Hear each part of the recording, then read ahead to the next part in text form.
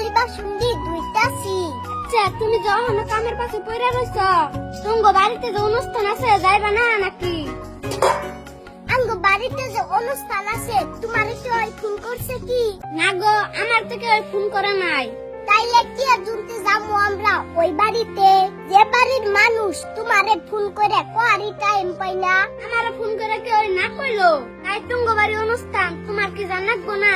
ওইটা এখন আমার নিজের বাড়ি না, ওইটা আমার বাপের বাড়ি। আর আমার নিজের বাড়ি হইলো আমার স্বামীর বাড়ি। আর আমি এখন অগো মেয়া না, তোমার বউ। আমি তোমার বউ হিসাবে তোমার সম্মান রাখাটা কর্তব্য। আর এখন যদি আমি কোনো ভুল করি, আমার নাম আগে আইবো না, তোমার নাম আগে আইবো। কোন নুরসাদ সামান্য ফোন না করার জন্যে এত রাগ করাটা বন ঠিক হবো না। তুমি এত কথা কয়ো না, কোনটা ঠিক আর কোনটা বেঠিক এটা আমি ভালো কইরাই বুঝি। একটা কথা হলো, আঙ্গো বাড়ির মানুষ যদি আমারে এতই ভালো পাইতো, তাইলে যাওয়ার জন্যে আমারে ফোন করতো না, তোমারে ফোন করতো। ওরা যদি যাওয়ার জন্যে ফোন করতো, তোমারে ফোন কইরা কইতো জামাই তুমি গেদিরে নিয়া তাড়াতাড়ি আইও। ওরা ফোন করছে খালি নিজের দুষ ছাড়াইবার জন্যে। আগে মোবাইল টোবাইল কিছু আসাল না, তাও মেলা দূর আইটা যাইয়া হইলেও মেয়ের বাড়িতে দাওয়াত দিবার গেছে। আর এখন সবই আছে, তাও অগো 2 মিনিট সময় হয় না।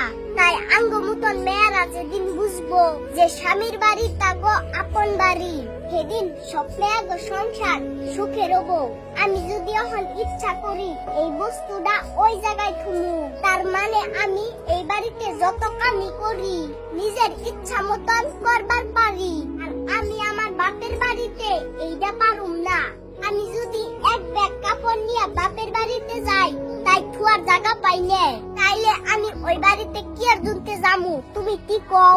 তোমার কি ওই জায়গায় 80 তামসার পাত্র বানাইবার যামু? ওনে গেলে সবে কব তুই একলাই সবকে, তোর জামাই আহে নাই? ও তোর জামাই আইবো কে? তোর জামাই রে তো দাওয়াতই দে নাই। তার কি কাম আছে ওই জায়গায়? তোমারে অপমান করার জন্যে যাইয়া হারুম না। আচ্ছা তুমি যা ভালো মনে করো তাই হবো, এখন তুমি যা করতে চাও তাই করো। সত্যি বন্ধুরা, এরকম একটি স্ত্রী থাকলে কোনো জায়গায় কোনো অসম্মানী হওয়ার আশঙ্কা থাকে না, আর জীবনটাও খুব সুন্দরভাবে পার করা যায়। ভিডিওটি ভালো লাগলে অবশ্যই একটি শেয়ার করে দিবেন। ধন্যবাদ।